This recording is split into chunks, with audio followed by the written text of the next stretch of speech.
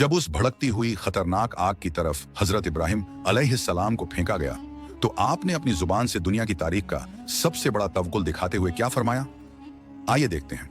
यह उस वक्त की बात है जब हजरत इब्राहिम अलैहिस्सलाम ने एक लॉजिक से भरी महफिल में उन जालिमों को लाजवाब कर दिया तो वो शर्मिंदगी की मिटाने के लिए गुस्से से पागल हो गए और चीखने लगे, इब्राहिम को खत्म कर दो और अपने खुदाओं की मदद करो। कौम ने फैसला किया कि नाउजुबिल्लाह हजरत इब्राहिम अलैहिस्सलाम को जिंदा जला दिया जाए। इस मकसद के लिए एक बहुत बड़ा मैदान चुना गया।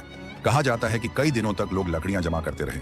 नौबत यहां तक पहुंच गई कि अगर कोई औरत बीमार पड़ती तो वह मन्नत मानती कि अगर मुझे शिफा हो गई तो हजरत इब्राहिम अलैहिस्सलाम को नजर आतिश करने के लिए इतनी लकड़ियां दूंगी। जब आग लगाई गई तो उसके शोले इतने बुलंद थे कि जब कोई परिंदा उसके ऊपर से गुजरता तो वो उस गर्मी से झलकर गिर जाता। अब मसला यह था कि इतनी तेज आग के करीब कौन जाएगा। मरदूद शैतान ने उन्हें मंजनिक बनाने का आइडिया दिया।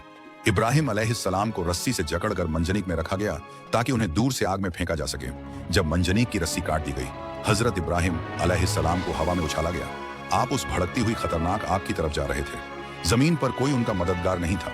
ठीक उसी वक्त हवा के दरमियान हजरत जिब्राइल अलैहिस्सलाम हाजिर हुए। उन्होंने पूछा, ए इब्राहिम, क्या आपको कोई हाजित है? क्या मैं आपकी मदद करूं? आपने जिब्राइल अलैहिस्सलाम को देखा और फरमाया, तुमसे मुझे कोई मदद नहीं चाहिए, मेरे लिए अल्लाह काफी है और वह बेहतरीन कारसाज है। अभी इब्राहिम अलैहिस्सलाम आग की लपटों तक पहुंचे भी नहीं थे कि अल्लाह की रहमत जोश में आ गई। अल्लाह ने बराह रास्ता डायरेक्ट आग को हुक्म दिया। अल्लाह ने फरमाया, कुल या रुकनी बद सलामन इब्राहिम, यानी ए आग इब्राहिम पर ठंडी और सलामती वाली बन जा। जैसे ही इब्राहिम अलैहिस्सलाम आग में गिरे, दुनिया ने एक हैरानक मंजर देखा।